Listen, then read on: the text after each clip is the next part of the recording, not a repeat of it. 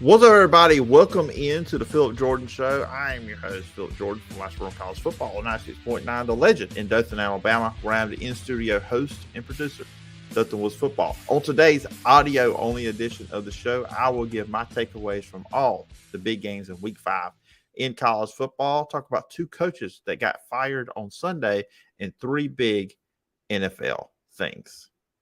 You can check out the Phillip Jordan Show on Apple Podcasts, Spotify, wherever you get your podcasts. And if you're on Apple Podcasts, please follow, rate, and review. Leave a review. I will read it on a future edition of the show. You can also watch the show over on YouTube at the Phillip Jordan Sports YouTube channel.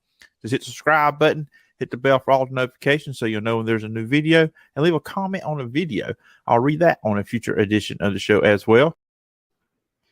All right, everybody, let's jump into some college football Week 5 takeaways. Like I said, this is a audio only edition, which I'm still posting it up on YouTube, but just posting up a audio only. And also, I plan on dropping this Monday morning. Things happened Monday evening. So the Tuesday podcast, which I'll be joined by Adam Spencer from Saturday Down South. Tuesdays, talk all things SEC. That will drop Tuesday afternoon at some point, and then Wednesday we'll kind of get back into the normal schedule. But let's jump into some games from this weekend in college football. Really interesting weekend. It's like once you think you know things in college football, you really don't. Things just all over the place. I want to actually start with two ACC games. So we're not going to go in order when these games are played, just a kind of random stuff here, not organized or anything like that. Be honest with you, just jump into some different games that caught my attention. And I want to start off with the Florida State Wake Forest game. Of course, last week on the show, I had Tony Siragusa from Last Word on College Football to preview this matchup. And actually, I'll let you guys know about some scheduling on Wednesday's podcast. I will be joined by Matt Murchell from the Orlando Sentinel. He's national college football writer for them. He was there in Tallahassee this past Saturday, and he covered the game. So we'll jump into this game in more in depth on Wednesday's podcast. But, some big takeaways here. I know Florida State offensively came out very early in this game, jumped up 7-0. Jordan Travis has really played really, really well. He is third in the ACC this season in passing yards. Known as a quarterback that was a run-first quarterback for the longest. He has really improved as a passer. He was not bad in this game. He was 23 of 35 for 281 yards and 3 touchdowns. Those touchdowns went to Micah Pittman and Johnny Wilson. They jumped up 7-0 early. Look, okay, Wake Forest is still reeling from the loss against Clemson, which we talked about that with Tony last week here on the show. How would Wake Forest respond? Which on Friday's podcast with Kevin McGuffey, I picked Wake Forest to win this game. I said I thought Florida State was due for a loss. And then Wake Forest went on a run in this one. They had to punt on their first possession. They got to stop. Then they scored 21 points there in the first half. Sam Hartman was tremendous in this game once again. 234 passing yards. He hit 8 different receivers in the game, 2 touchdowns. And Wake Forest this was their most successful game this year on the ground. Justice Ellison had 144 yards and 1 touchdown. They had 171 yards rushing on the day. Big day receiver from A.T. Perry, 8 catches, 91 yards and 1 touchdown. And they were really good on third down, 10 of 18 on the game. And like I said, it was 21-7 at halftime. Florida State really missed some opportunities, 11 penalties in the game. A fumble, Jordan Travis. It was 14-7, about 12:52 left there in the second quarter. Jordan Travis fumble at around the FSU 40. Tatum Bethune came up from behind him, knocked the ball out, and then Wake Forest capitalized. It goes up 21-7. And then Wake Forest came out, and then they added on to the lead. They were up 28-7 early in the second half. But then Florida State got things going. Jordan Travis connected with Micah Pittman, 28-13 there. They get even closer. They went for 2 there. No trust in the kicking game there at Florida State at all. I will say, too, what helped Florida State get back into this game, there in the third quarter, they got more pressure on Sam Hartman. I'm telling you, on the read action play that they do, where he's deciding to give it to the running back, or am I going to keep it and throw, and all that stuff that Hartman does, he holds on to the ball to the very last moment and really helped them and open up some things for them offensively. But they were able to get some pressure on Hartman there in the third quarter. But then when it did get 28-21, Florida State got back in it. The game play there for Florida State to get back in it. Johnny Wilson, 6'7" receiver for Florida State.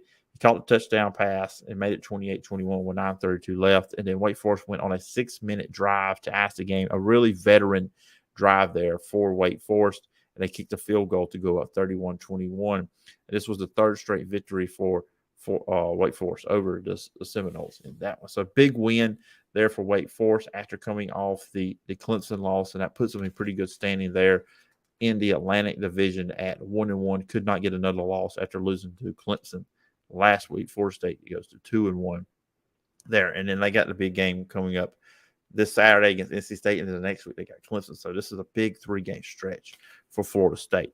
Talking about Clemson, they did defeat NC State 30-20 on Saturday night. This is where game day was at, the biggest game in the history of NC State football. It was a field goal fest early, and both defenses were playing well, holding the others out of the end zone. And then NC State did go up 10-6 late there in the second, but then DJ, the Clemson quarterback, hit Shipley for the 27-yard play. Thought it was a touchdown at first, but they replayed it, 35 seconds left. And then DJ did run it in for the touchdown to go up 13-10. And then they would go into the third quarter early, go up 20-10. Another big run by DJ there. And then set up a touchdown pass for him. They go up 20-10, did get within 20-13, but that was just a big stretch for Clemson there. Go from being down 6-10 to go up. You're up 20-10 there. And just DJ has improved so much as a quarterback. Obviously, the weight loss, he is faster. You can tell he's more mobile as a quarterback. He looks like he did in his 2020 when he played against Notre Dame, where we all thought he was going to be the next quarterback, in the lineage of Clemson quarterbacks when you talk about Deshaun Watson and then Trevor Lawrence. Did not play at that, but I also have said this. He didn't have talent around him, didn't have the running game with Shipley, who was hurt at times last year. Offensive line was not good. The receivers, Shipley's there, really low Shipley. He runs hard every single time he gets the ball. He's a big playmaker for them, not only just in the run game, but we saw in this game in the pass game. They really did a good job causing some confusion, causing some issues for Devin Leary, the quarterback for NC State. He had a tip pass interception, and they had a fumble on a shotgun snap. And this was the 37th consecutive home win for Clemson, and then they did add on to the lead. They got up 30-13. NC State did add another score to make it a 10-point game, but really big for Clemson there. They look like a playoff team the way they are playing. They do look like Clemson of old, and let's see if they keep going with them. They do play Boston College this week, and then they will go to Tallahassee here coming up in the next 2 weeks. So, but Clemson, they look like the class of the ACC at the moment. Jumping around now, we're going to jump into Michigan takes care of Iowa. Iowa's just a bad offensive team. Michigan goes to 5-0 on the year. Iowa drops to 3-2. Michigan scored 4 of their first 5 possessions. Look, when you're playing Iowa, you do not have to score many points. Running back Blake Corum continued his great play with 133 yards and 1 touchdown. In the game, quarterback J.J. McCarthy had 155 yards, 1 touchdown. Of course, what he just adds, what Cade McNamara didn't, is just the ability to run the ball. He's just so much better at that than he is, and he just adds a different element to this team. Iowa, like I said, they did not score until the fourth quarter. This offense has been bad this season.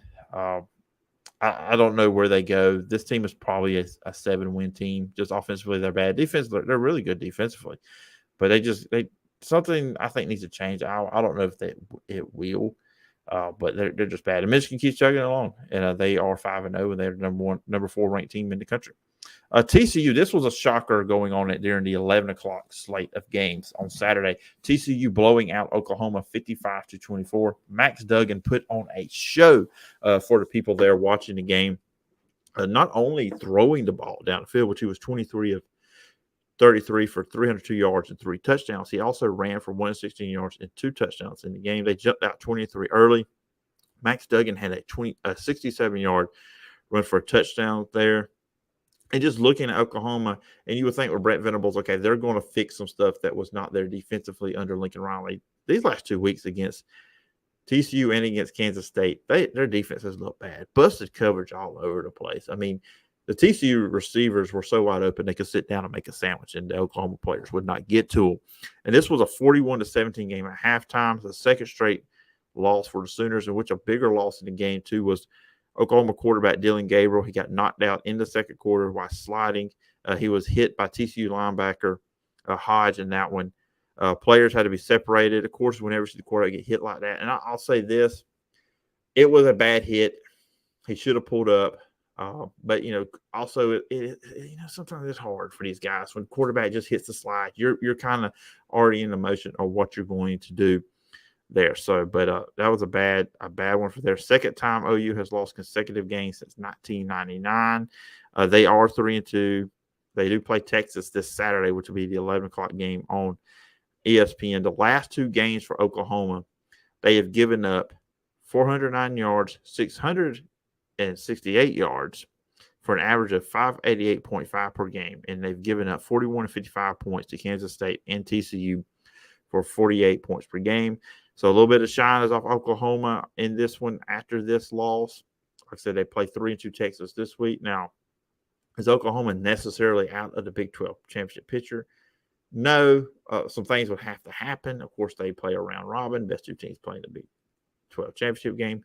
So they could still make it there, but it just doesn't look like it. I mean, this team is really, really struggling.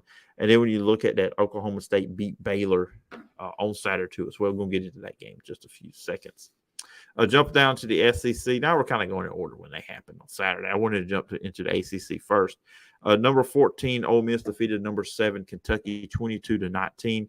Impressive job defensively done by Ole Miss, holding Kentucky to 19 points. Now, Ole Miss now goes to 5-0 on the year. Kentucky drops to 4-1. Will Levis, obviously a lot of attention on him coming into this one. The draft stock, where is he at? I think he looks really good. I think he looks like an NFL quarterback, but there were some mistakes made by him in this one. 2 fumbles in the fourth quarter, and the fumbles were forced by Austin Keys and Jared Ivey. Both were inside the 20. Jonathan Cruz did have the 26-yard field goal late in the third quarter that didn't make the difference. Looking at the fumbles by Will Levis in this one, the first one came on the Ole Miss 18, fumbled, looking for extra yardage, going for the play. We've seen that. We saw that last week. KJ Jefferson against Texas A&M, and that was the big play that instead of going 21-7, it goes 14-13 because A&M missed extra point there. But also then after hitting Barry and Brown, this is on the second fumble for 51 yards, a got side 7, and looks like Kentucky had scored the touchdown to give them the lead late in the game, but they had an illegal motion to take that away. And then on the next play, Will Levis fumbled off a sack, 58 seconds left, and Ole Miss was able to run out the clock. And also early in the game, he gave up 2 points on intentional grounding in the end zone, which also when he had a dislocated finger, where he showed the ref. I don't know. I guess if you get a dislocated finger, the referees are not going to charge you with a safety, but they did all that one. But in Kentucky, too, kind of uncharacteristic, 3 mishaps in the kicking game. 2 extra points missed or botches there on the extra points. And, of course, the missed 39-yard field goal by the kicker there, Ruffalo. And then I will say this, Kentucky, from a run game standpoint, talking with Kevin last week, where would they be at with Chris Rodriguez? They had struggled there. They had not been as good running the ball late this year without Chris Rodriguez. He was back. They rushed for 108 yards. Rodriguez had 72 rushing yards in the game with 1 touchdown. Now, and also let's look at the Ole Miss side of things. Kind of feel like I focus on Kentucky a lot in that, even though Kentucky did lose the game. I will say this, Ole Miss was very good in this game. Like I'm very impressed with what they are defensively as a team now. And then they had 186 yards rushing in this game, led by Quinshon Judkins with 106 yards. He's been very impressive. They have a lot of different guys on this team that can run the ball. Jackson Dart, the quarterback, he's one of them. And he also got Zach Evans there, too, to transfer from TCU. But just a big game from him. Jackson Dart was a solid performance here, 15-29, 213 yards. He did throw to 1 interception toward the end of the first half, which Lane Kiffin was asked about that. But this team is playing really, really well right now. Are they a contender? Are they a team that can knock off Alabama? We'll see. The way they're able to run the ball, can they do that against Alabama? Alabama's defense is really solid, so we'll see. Now let's jump into Alabama. That's on the next team on the list here on the stack of stuff I've got in front of me here. Alabama defeats Arkansas 49-26. Number 2 Alabama going into this game. Arkansas, number 20. And if I just tell you the score, if you didn't watch the games, okay, Alabama took care of business. It was a little bit different. Of course, Alabama goes to 5-0. Arkansas is now 3-2. Nick Saban is 16-0 all time against Arkansas. Alabama goes up 28 early. This game has some ebb and flows. Arkansas then gets within 28-23. Then Alabama pulls away late. After going up 21-0, Bryce Young gets injured. After the game, Nick Saban said Bryce has AC sprain. He is day to day. Jalen Milroe comes in, and he really does change Alabama from what they are. It's a really change of pace team. They're not as much of a passing team. I mean, Milroe has a cannon of an arm, but he's just not the pure passer that Bryce Young is, but he is a good runner. And it does look more like the Jalen Hurts offense in there. You can go to replay it, and you saw that in the game because Arkansas fought back very well using their running game. They had some help with an onside kick. Arkansas had 186 yards rushing in this game. Rocket Sanders, his fourth 100-yard game of the year, 101 yards on this game and 1 touchdown. Now, we got to worry coming out of this game, the injury situation with KJ Jefferson. He had to come out of the game late due to injury. Let's kind of see what's going to go with that moving forward on that one. But when they did get within 28-23 there in the third quarter, it was a 3rd and 15. Alabama,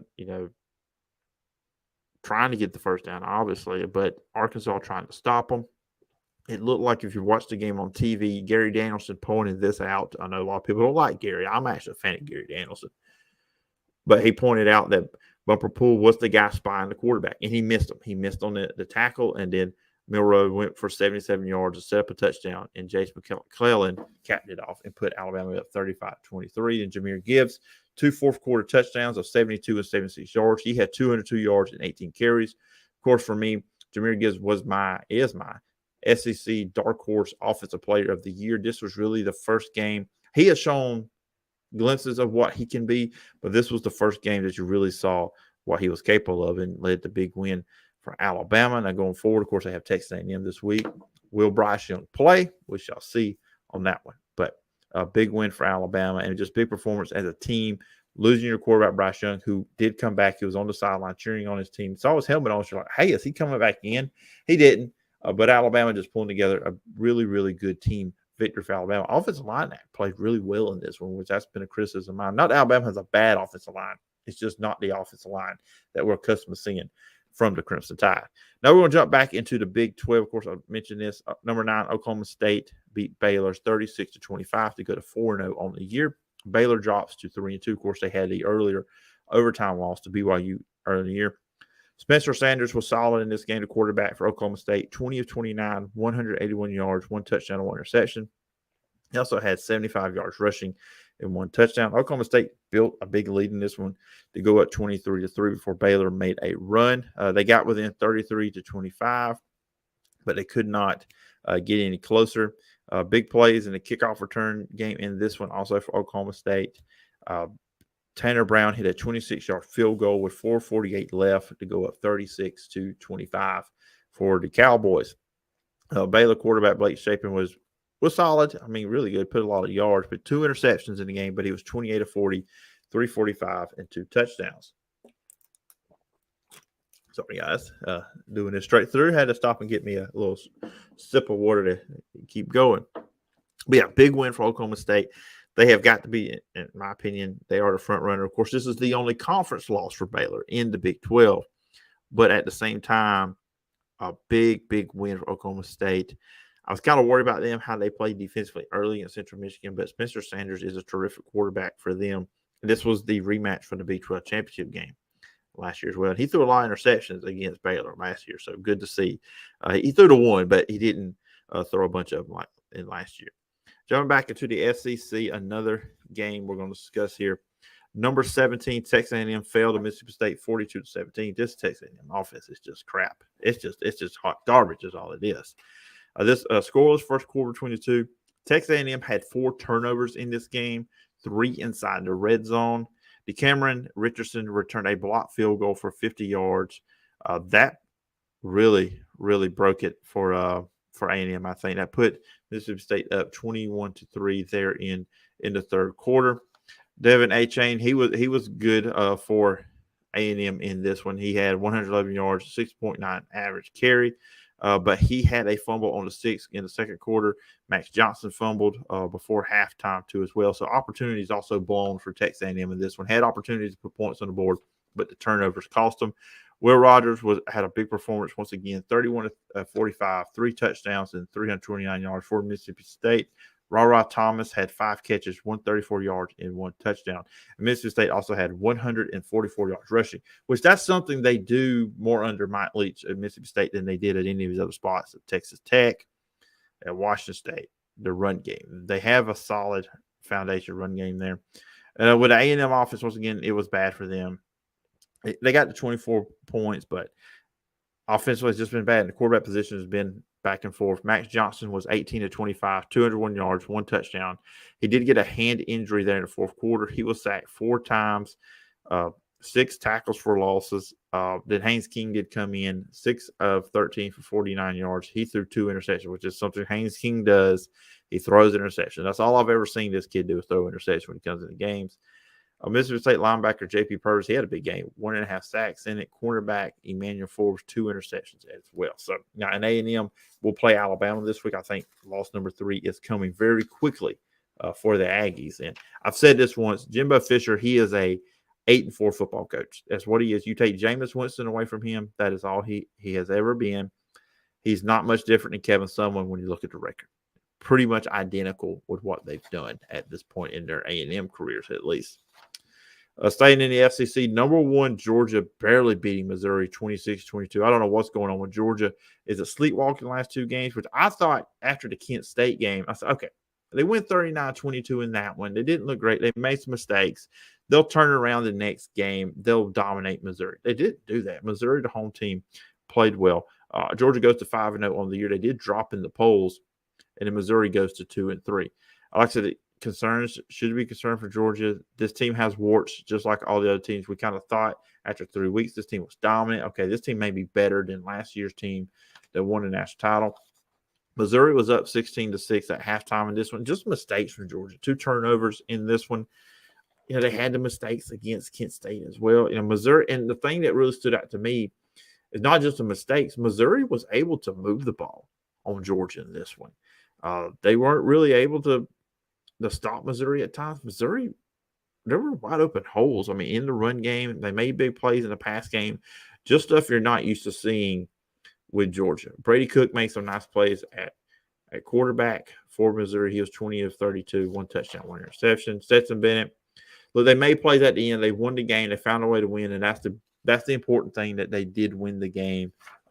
Bennett was 24 for 43, 312, no touchdowns, no interceptions. He did rush for a touchdown in the game. And they do play Auburn this week. They're at home against Auburn, which is not going to be pretty for Auburn. But still, Georgia got some concerns there. They're obviously not the number 1 team right now. That could be changing between. I think your contenders, you have Alabama. Georgia, I still think contenders. I mean, they're still a really good team. It's just these last 2 weeks, they have not played their best ball. Ohio State, of course. We'll get to them when I go around the rest of the top 25. And then also you have Clemson, I think, the team. Michigan's right there. I think Oklahoma State could be a contender. USC's there. I still got questions about their offensive line and defense. What are they going to do when they get a team physical with them? But in a couple of weeks, they do play Utah, which that will be a big game there in the Pac-12 and just nationally. That would be a very intriguing game. I think everybody's going to be interested in. But Utah's got to take care of business this Saturday against UCLA, who's undefeated and outranked as well. So we'll see how that goes down. That one, LSU and Auburn. Auburn jumps up 17-0. Auburn falls to 3-2 on the season. Really should be 2-3. Shouldn't have won against Missouri. LSU goes to 4-1. So after losing to Florida State in the opener, they have won 4 games in a row. This game is just like, it's all about what's going on with Brian Harsin. When you look at the last 8 games versus Power 5 teams, second half points for Auburn, they're 2-6 in these games. Dating back to last year, Ole Miss, they scored 3. They did win that when they held on. A&M, they lost 0 points. Mississippi State, that's the one they blew the big lead. They only scored 6 points second half. South Carolina, they lost that game. They only scored 3 points. An overtime game against Alabama, no second half points. And then this year against Penn State, lost 6 points in second half. Against Missouri, they had 0 second half points. They scored in overtime. The overtime points don't count. Well, they count. but you know what I mean, for this exercise. And then against LSU, 0 points. Auburn came out. Robbie Ashford was flinging the ball all over the place. Auburn receivers were getting open like they had not got open all year long. I was like, wow, what is going on here with the Auburn offense? He was 19 of 38 for 337, 2 touchdowns, 1 interception. They got 17-0. But the issue with Auburn has been this year, there's been turnovers. The turnover margin, they're not creating them, and they're giving the ball up way too much. They still couldn't run the ball. Tank Bigsby did not have a good day, and it's not his fault. Tank Bigsby is one of the best runners. You got to be more creative with the run game. Figure out how to get him plays and get Jarquez Hunter more involved as well, too, if you're Auburn. But also what hurts Auburn over Brian Harsin, they come with a plan, and sometimes the plan is really good. I give them credit. It's not always a bad plan. But in the second half, when these teams make adjustments, Brian Harsin and his staff don't adjust to the adjustments. And those players that were getting wide open, the receivers in the first half, that was not happening in the second half. And just some decision making. One, he's allergic to kicking the ball. Let either one, Anders, Carlson, or McPherson, let them kick the ball. I don't know why both have the leg to do it. And then the decision to get cute there in the fourth quarter when you're near the goal line with Coy Moore and throwing the receiver pass. I mean, he has to be told, he has to be coached that if that is not open, throw the ball away. Do not push it somewhere where you do not need to be pushing it. So, and then Coy Moore, he made some good plays for Auburn in the game, but then he had where he had caught it. Then the LSU defender took the ball away from him. Greg Brooks Jr. about 2:18 left. Really put the game away at that point. So another loss for Auburn. They got one coming this week. They're going to drop to 3-3. Then they're at Ole Miss. You're going to lose that one more than likely. So you're 3-4. You hit the bye week. I feel like the bye week is probably when this thing changes. Auburn just has to go a different direction. And I've been a guy that supported Brian Harsin. I thought a lot of things were going against him. But also with all these collapses in the second half and not scoring points in the second half, it's all adding up. There needs to be a change. There needs to be a different head coach at Auburn. And it's going that way. We all know what direction this is going, but it just hasn't been working out for Brian Harsin and Auburn. But back to LSU, Brian Kelly, big win. You're now 4-1.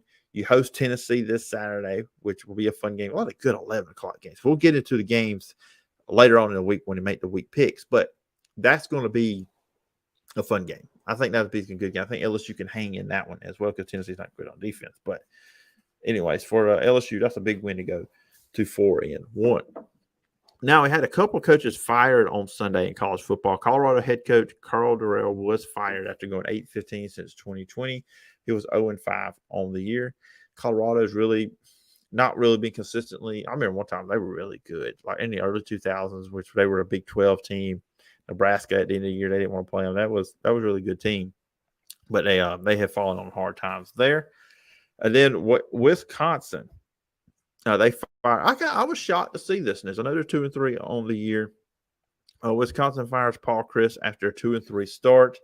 Lost this past Saturday, 34-10 to Illinois. Former head coach Brett Bielema on the sideline for Illinois in that one. They also had lost games 21-52 to Ohio State. They got upset early in the year, 14-17 to Washington State.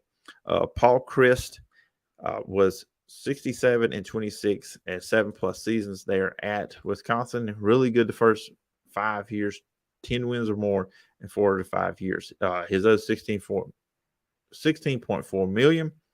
Defense coordinator Jim Leonard will serve as interim. And this is a good job, Wisconsin. I mean, I don't think in the 4-team playoff era, Wisconsin's a team you're probably not going to see make the playoff. But they've been consistent, and with several different coaches too as well, and they've had success. So I do believe with Wisconsin, whoever comes in next, as long as they don't mess it up, this program has proven with several different head coaches, they can be a 9-10 win team, compete, get to the Big Ten championship game. But now as we move forward and going into a 12-team playoff, I do believe Wisconsin's a team that could be a playoff team. Now, do I still think they'll ever win a national championship? A lot of stuff would have to fall their way, maybe just land the right quarterback. And Graham Mertz has not been the guy. He is a turnover machine if there ever was one. I joked that Sean Clifford was the Big Ten Bo Nix, but really the Big Ten Bo Nix is Graham Mertz. he's talented. He has the ability, but he just makes big mistakes in big games, big moments of those games. I really, maybe he, has a big hand in costing Paul Chris the head coaching job there at Wisconsin. And then finally, we got a good 30 minutes of me just talking straight here. So I'm sure some people here have probably exited the podcast. But looking at some top 25, actually, I was about to jump into my three big NFL things. Actually, real quickly before we do that, let's look around the rest of the top 25 in college football. On Thursday night, BYU defeated Utah State 38-26. Friday night, UCLA defeated number 15 Washington 40-32. I was really impressed with UCLA, and now they are ranked. They're playing Utah this week. That's going to be a fun game. That's a 2:30 game. Central. I say this all the time, just you never know when you got new listeners. I go Central Time because I live in Alabama. There you go. Purdue upset Minnesota, number 20 Minnesota 20-10. Kansas State took care of business 37-28 over Texas Tech. Number 12 Utah defeated Oregon State 42-16. Ohio State, number 3 in the country, defeated Rutgers 49-10. Okay, there was a little bit of a skirmish, probably not skirmish, but some intense moments there between Ryan Day and Greg Schiano. And I don't blame Greg Schiano on that. You're up 49-10. It's the second half of Ohio State. Why are you doing a fake punt? You're just rubbing it in. Yeah, that was kind of a classless move. But Ohio State goes to another win there at that 49-10 victory. Number 11, Penn State defeated Northwestern 17-7. Georgia Tech upset Pitt 26-21. Pitt ranked 24th in the country. USC took care of Arizona State 42-25. That game was close for a little bit, though. I stayed up late Saturday night to watch some of that one, and Arizona State hung in there. Sometimes you see that with these teams where the head coach gets fired and they kind of rally around the interim head coach. Arizona State played really well for most of that game, but USC did pull away.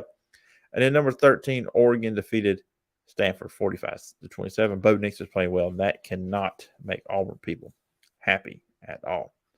All right, now we'll jump into three big NFL things. I have no notes for this segment. I'm just going off my head. What's kind of I may do more than three. We'll just kind of see where the journey takes me. First, the Tua stuff from last Thursday. I have not got behind the microphone to talk about this. What I want to say this about Tua Tagovailoa.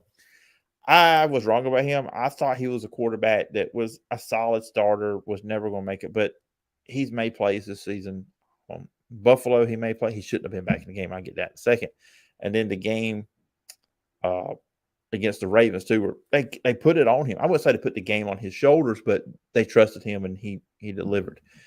So Tua has played really well. Miami's played really well. But, okay, so going on the concussion stuff, which everybody has talked about this. The person, NFL made their firing over this stuff, but there's going to be more investigation going on with this as we speak. And you could actually tell watching football Saturday and Sunday, concussions, there was a lot more awareness.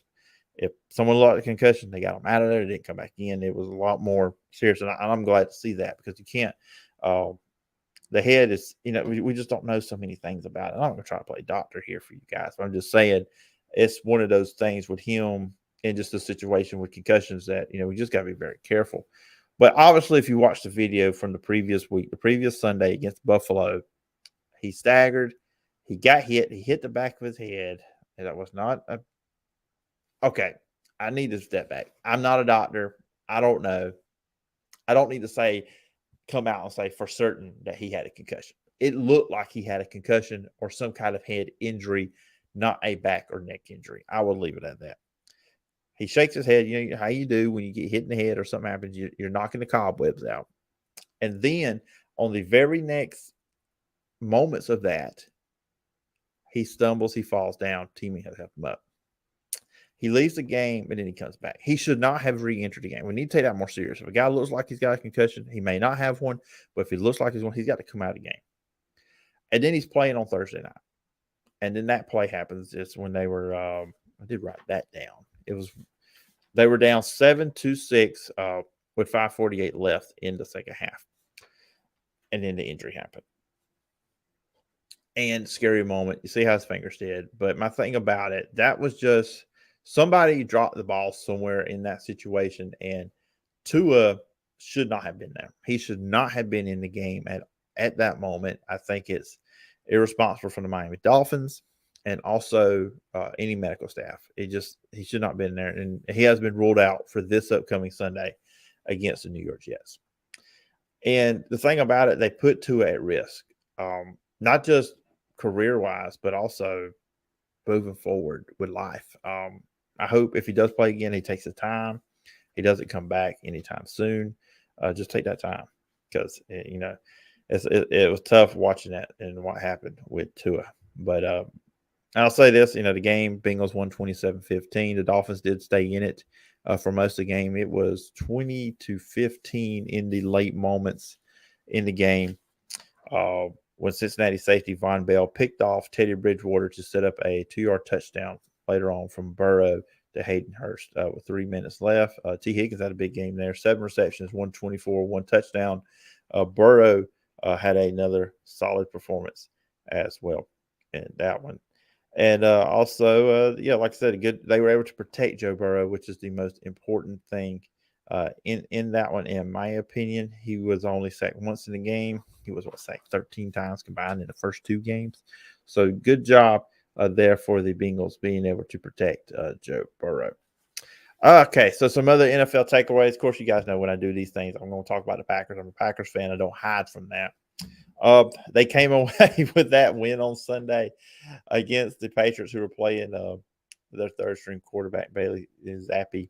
Woo! There's 2 touchdowns. Okay, the pick 6 Aaron Rodgers threw before halftime. Rodgers usually doesn't throw those. He very rarely throws them at Lambeau. Very rarely does he throw them at all. And then, of course, the touchdown. Look, there's a touchdown in there. It should have been a touchdown. The play clock had run out. But anyways, this game goes to overtime. My concern from Green Bay in this game is the fact of the matter is they could not stop the run. New England ran the ball. They had a good plan. And Bill Belichick's on the other side. You got, if not the greatest, one of the greatest coaches of all time. So he had a good game plan. And Aaron Rodgers did not play. I would say play bad. He was not sharp in the first half. Now, he made some really big throws there in a second.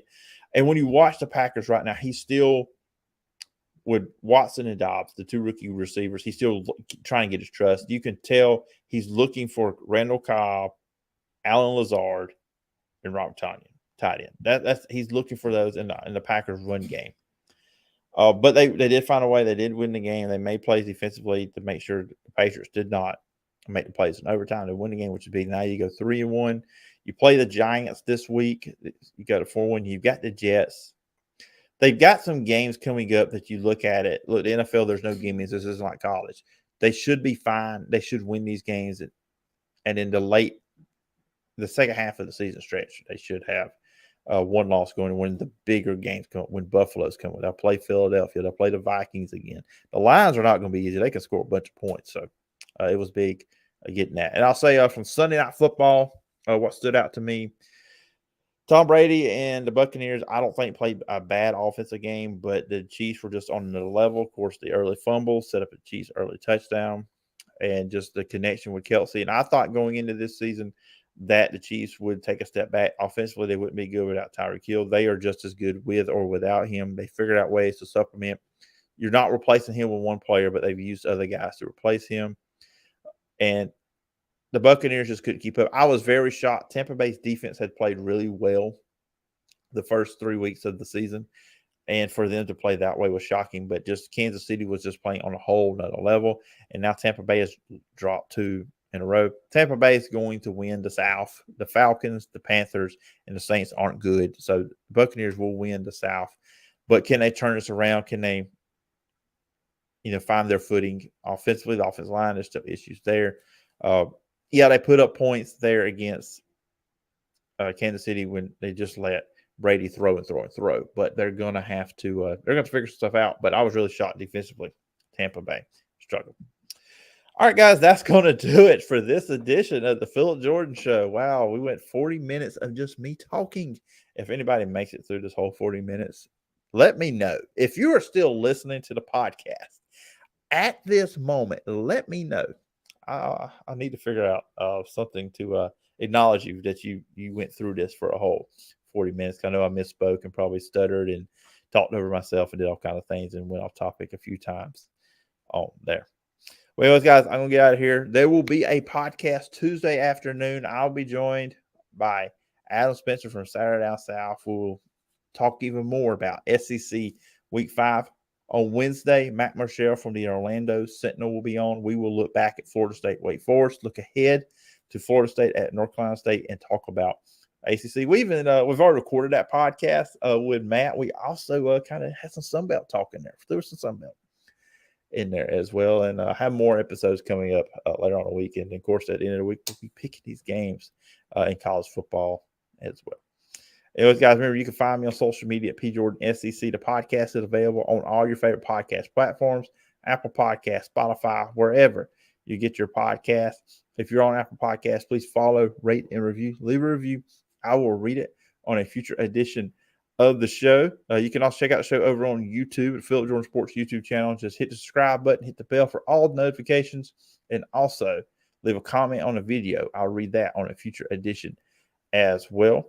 And you can always email me at sport.philipjordan@gmail.com. Hope everybody has a great rest of their day, night, evening, morning, whenever you're listening to this episode. Until next time,